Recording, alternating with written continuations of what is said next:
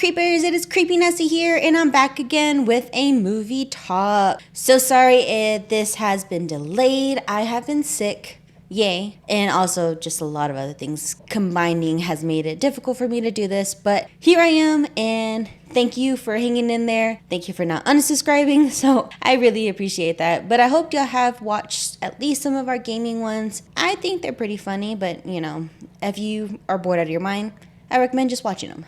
So usually I like to let y'all guess what movie I'm about to talk about. So let's do that.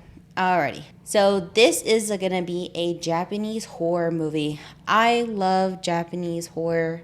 They make my skin crawl. They make my hands go up to my eyes to where the fact I'm saying no, I did not see that. And my anxiety goes way up. I do not know what exactly that does it for me. I don't know if it's the music or how they look. I'm just really fascinated by it. So the one I'm going to talk about, they actually made a US version as well, but the Japanese versions did come first. So first hint, Japanese. Second hint is, you know, in this world today, technology is what is taking over the world. You got self-checkouts, you got computers, you got phones. Of course, phones are everywhere, and all connects through one cable line or multiple cable lines, but it's all connected as one. So if we did have a curse that came to technology, we would all be doomed. Okay, so first of all, I'm gonna say it's not The Ring. So the other hint is this. Listen to this ringtone.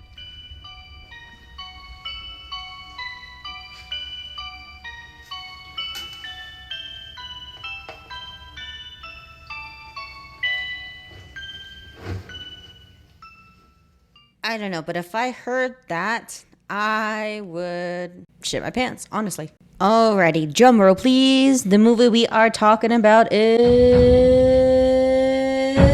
One Missed Call. One Missed Call is actually one of my favorite. So this is going to be a warning before I tell you anything about the movie itself. The movie does contain a lot of child abuse and bullying as well as suicide attempts. So if any of those do trigger you, please do not watch them. If you do watch them, just be warned on that, okay? So I'm going to go ahead and tell you the base of the curse and kind of put all three, well, at least all two movies together. In this curse, you will end up getting a call with, again, this ringtone. This call says your name and it also has your number like you're calling yourself. Once you see it and you hear your voice, which is your final words or scream. Yay, we love that, don't we? You may even get a picture. I don't know which worse, the voicemail or the picture. I'd rather have the voicemail, honestly. If I get a picture and I see her behind me, I feel like I'll be more freaked out. Like this one, this is from the first movie. You see that? You see how she's like crawling out? No thank you, no thank you. So when you get the voicemail or the picture, the curse gives you 2 days. I don't know about y'all, but I kind of like the timeline horror movies just because, you know, of course they're going to try to find a way to break the curse. Unfortunately, in this case, it never gets broken. And also, you just have time to say goodbye to your loved ones, honestly. And whenever you said your goodbyes, told all your secrets, leave with no regrets, take me. The only thing is she takes them in the most cruel way, and I really would just want her to just end it. Like, don't bend my fingers, don't cut my head off, like, just let me have a heart attack and just let me end it. Like, do not kill me cruelly, please. Like this, here, I'm gonna show you my favorite scene. You see how she's like bending her fingers and then how the hand that basically twists her head off, like, no thank you. Alrighty, so here comes the trigger part. So the curse started from a 10-year-old girl named Mimiko. Again, these are Japanese names and I might end up butchering it a little bit, so very sorry for that if you're listening to this and that is your name. Mimiko was always abusing her little sister and would also give her candy afterwards, as in to mean saying everything will be okay. So the candy part is a detail that happens throughout the movie due to the fact since Mimiko is the vengeance cursed spirit, she ends up giving her victims like really red ball candies in their mouth as soon as she is done killing them. Which here, I'll show you this little clip right here.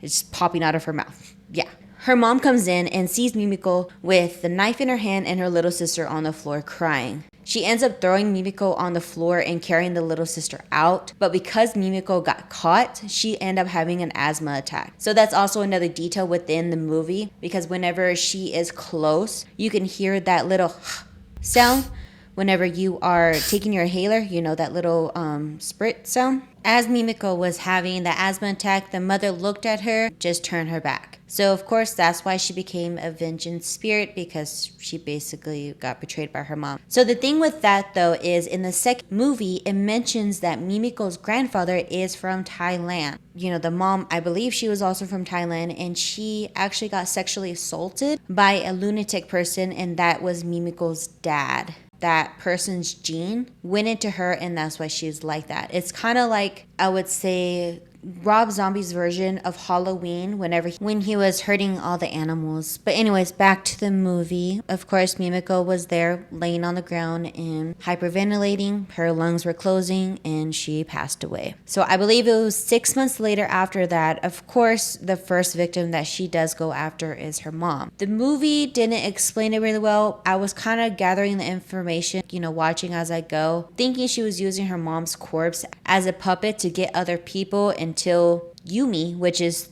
one of the female leads, she's the one who actually frees her mom from Mimiko's grasp. Yumi, she is also another victim of child abuse. Her mom used to burn her a lot with cigarettes and also yell at her and hit her, to the point to where her grandma was always trying to protect her. But the mother also got to the grandma, and the grandma committed suicide, letting Yumi see it through a burned hole in her room. Throughout everything, Yumi is not alone. There is actually a detective who helps her through everything, because the curse also got his little sister. Yumi died in a different aspect, to where she was stabbed by Mimiko, but Mimiko actually possessed her. But in the second movie, it says that Mimiko brings the worst out of people. So at the end, they think that they broke the curse. Yumi is in her room getting ready for bed. This scene right here, I was like, oh hell no, because you see her drying her hair.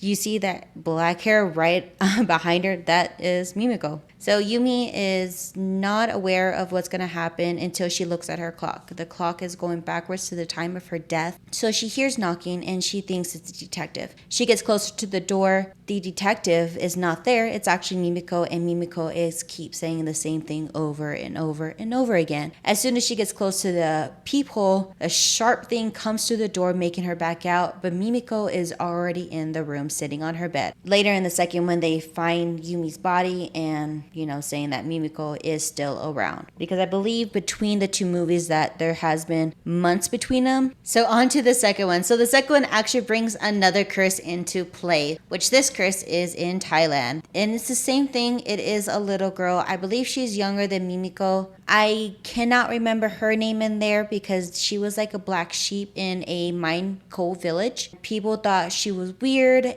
So she is telling all these villagers on how they die and exactly what time they die. Each one of them does fall to the death, to where they were plummeting like crazy. The villagers, of course, got scared, and they pretty much bagged the little girl down and deep into the mine, sewed her mouth shut, and basically buried her alive in there. So the reason how she got around was because the mine was actually on top of a phone tower. That's how she was able to go through. In the beginning of the second movie, you see that it's a Thailand restaurant, and the one that she was trying to call Mei Fong. Mei Fong was the daughter of the cook. So in this version though, whoever picks up the phone is the one doomed to die, even if it's not the person that the curse is calling. So in this scene right here, I'll show you right now, the father picks up the phone, and later on he does die instead of the daughter. That is actually a crucial part, because now we have Kyoko. Kyoko is trying to be a social worker. She wants to help kids who are being abused, and she works at a daycare right now. Kyoko, unfortunately, was doomed to die. She's already kind of saying her byes, and she keeps saying that she was chosen because of how this little girl was treated and how she died. I would say the first one is my favorite due to the fact it didn't have the sacrifice and the love portion of it. Don't get me wrong, I love romance and stuff like that, but when it comes to these kind of horror movies, I'm just like, you kind of expect the boyfriend to take over that person's spot, you know? So in this case, her boyfriend is Nanato. Going towards the end, the little girl is about to take Kyoko. Kyoko is like telling Nanato to go away and just leave her be, and just let her be with the little girl and help her go through whatever she wants to go through. This little girl is crazy, like creepy. Look at this. mouth sold and everything. Nope, she's creepy. She's really creepy. But for some reason, I think Mimiko is creepier. I don't know, but that's my opinion. Whenever their phone rings and if someone else picks it up, they take their place. In this case, Naruto, being the very good boyfriend who's really deeply in love with her, takes her place. So Naruto dies, and at the end, Kyoko's life is saved. So we have two curses in play right now. There is a journalist who is trying to find Mimiko's curse, and Mimiko is actually after her. After Naruto took the position of Kyoto, they thought the curse was over. Mimiko actually did the same thing what she did to Yumi, which is possess the journalist and made her go kill her boyfriend. So that's that little clip right there. I'm not going to say too much about the second one because that honestly was not my favorite. If you want to watch it, definitely watch it. So the third one is about high school. So in the third one, the main character is Asuka. So Asuka is bullied and she tried to commit suicide at the school. She hung herself, but a janitor came in time and helped her out, which led her into a coma from, due to the rope that it cut off air to the brain, so that did leave her in a comatose. That being said though, Mimiko took advantage of that and saw that she was a ghost just like her and went through her phone. Her phone, as of course this ringtone, comes on and she's actually trying to be a little bit more spicy, I guess you can say. As soon as she opens the phone, it says, "Forward to the next person or you will die." Don't we love that? I wonder if they got that idea from, I think, Ghost Whispers or just the idea in general. I remember when I was in school, there used to be an email going passed around by just like that, to where Sally, don't open this or Sally will attack you or something like that. I definitely remember saying forward to the next person if you don't want bad luck or something like that. I thought that was pretty interesting when I watched the movie. I was like, oh, okay. So the thing with this curse now that she developed, the thing with that is as soon as the person forwards it, the person they forward it to does die. They have no option to forward it at all. As I said, Asuka is in a coma right now, which aka it's also, her nickname is Pam from the bully, because they used to call her Spam, but then they said it was too long to say, so they decided to shorten to Pam. So not everyone is calling it Pam's curse whenever they start dropping one by one. Asuka is in a coma. Class is actually going on a trip to Korea. Mimiko is helping Asuka kill each one by one. So the first one is this girl. She gets a picture of her being hung and also gets a voicemail. The second one is this dude right here.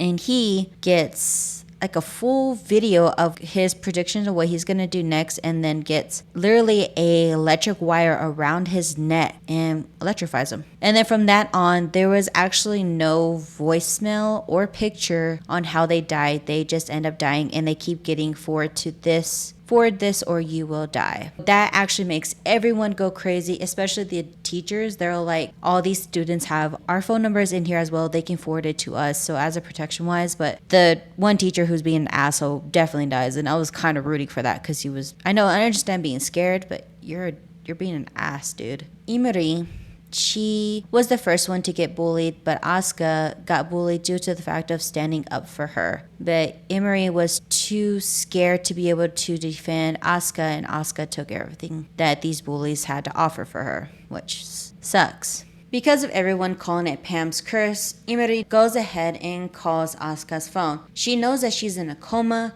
but they don't know if she woke up, and that's why everything is going on. She calls Asuka, and Asuka does pick up. But then again, you gotta remember, Asuka is in a coma, so her ghost actually picks up the phone. Imari is shocked to hear Asuka, and she kept saying, "Is this really Asuka? Is this really Asuka?" And then Imari decides to go ahead and call the hospital as well to make sure that she is up and running and she's not talking to someone else. As soon as she calls the hospital, they tell her that she is still in a coma. Fast forward to everything, everyone is dying, everyone is panicking, everyone is trying to grab each other's phone to not forward it to the next person, and everyone's stabbing each other in the back, pretty much. Imari has so much regret for not helping Asuka after she just helped her when it came to bullying, and she decides to offer herself, saying that she'll be the last one if she lets go of Asuka. So during that whole process, she promises Mimiko that I will be the last one and I will stay with you. At the time, Imari has a Korean boyfriend, and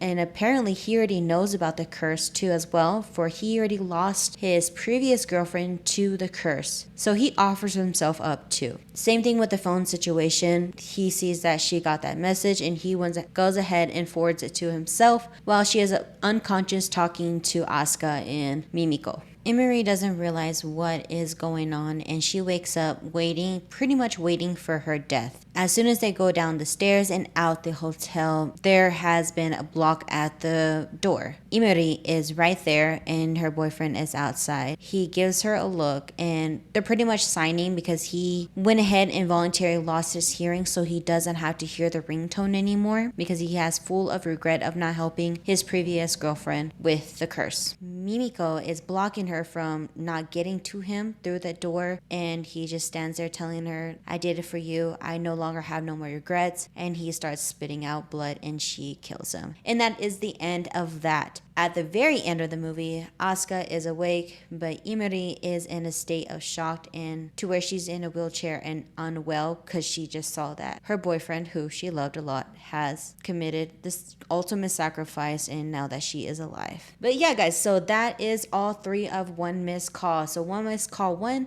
One Missed Call 2, and One Missed Call the final. And of course, like I said, there is a US one. You can definitely watch that too. But go ahead and watch them all. But of course, it is subtitles, so you do have to read it while you're watching it, just giving that information. I'm not sure if there's an English version, but honestly, I do not like that. Whenever their mouths don't move with the words, it's like a sensory issue, I think. But anyways, guys, I really hoped you liked that. And if you were to get a call, what would you do? What would your last final moments be? And if you had to forward it to someone else, would you, or would you just take the fall? Anyways, guys, let me know what y'all think about this video. Comment, like, subscribe, and share, please. Y'all have a wonderful day, and I promise I will post another one soon. Y'all have a good one. Bye. Stay creepy.